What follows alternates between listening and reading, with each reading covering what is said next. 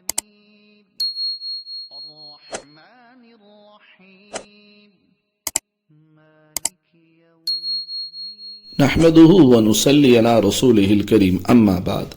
عزیز ساتھیو، اعتکاف کے اندر جن ساتھیوں نے بیٹھنا ہوتا ہے ان کو چند باتوں کا خیال کرنا چاہیے۔ ایک تو 20 رمضان المبارک کو مغرب سے پہلے جو ہے وہ مسجد کے اندر پہنچ جائیں اور دسترخوان لگا کر افطاری مغرب کے وقت کریں اور مسجد کے آداب کا خیال کریں۔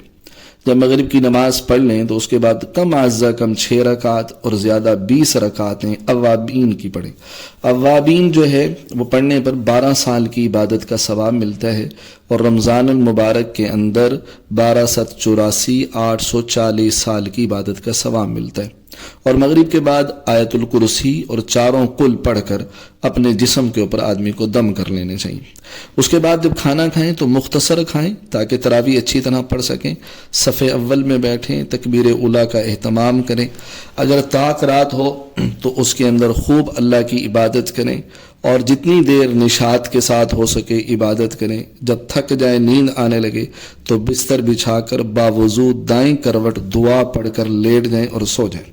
گرمیوں کے موسم ظاہر آج کل ہیں تو رات کو 2 بجے اٹھیں، ٹھیک ہے، تحیۃ الوضو، تحیۃ المسجد اور تہجد کے نوافل پڑھیں، اور نوافل کے بعد کچھ دیر ذکر اور مراقبہ کریں۔ اس کے بعد خوب رو کے اپنے لیے، اپنے والدین کے لیے، بیوی بچوں کے لیے، دوست احباب، عزیز و اقارب، پوری امت مسلمہ کے لیے جو ہے وہ خوب دعائیں کریں۔ اور صبح صادق سے آدھا گھنٹہ پہلے جو ہے وہ سحری کھائیں۔ سحری آخر تک کھانی چاہیے۔ اس کے بعد فجر کی تیاری کریں، پہلی صف میں بیٹھیں، تکبیر اولیٰ کا اہتمام کریں۔ جب تک جماعت کھڑی نہیں ہوتی اس وقت تک خصوصاً استغفار کریں، جو بھی ذکر کرنا چاہتے ہیں وہ کریں۔ فجر کی نماز کے بعد آیت الکرسی اور 4 قل پڑھ کے اپنے پر دم کریں۔ اس کے بعد ایک تسبیح استغفار کی، ایک درود شریف کی اور ایک تیسرے کلمے کی پڑھیں، اور پھر قرآن پاک کی تلاوت اشراق تک کریں۔ اشراق کی نماز پڑھیں۔ حج اور عمرے کا ثواب 70 حج اور 70 عمروں کا ثواب ملے گا۔ اس کے بعد آرام فرما لیں جب تک آپ کی نیند پوری ہو۔ 10-11 بجے آپ اٹھ جائیں۔ اس کے بعد اٹھ کر وضو کر کے تحیۃ الوضو، تحیۃ المسجد اور چاشت کے نوافل پڑھیں۔ اس کے بعد قرآن پاک کی تلاوت کریں۔ کوشش کریں کہ رمضان کے اندر 2 قرآن پاک تو صرف آخری عشرے میں 2 قرآن پاک تو ختم ہو۔ اگر 2 نہیں ہوتے تو کم از کم 1 قرآن پاک تو ختم ہو جائے۔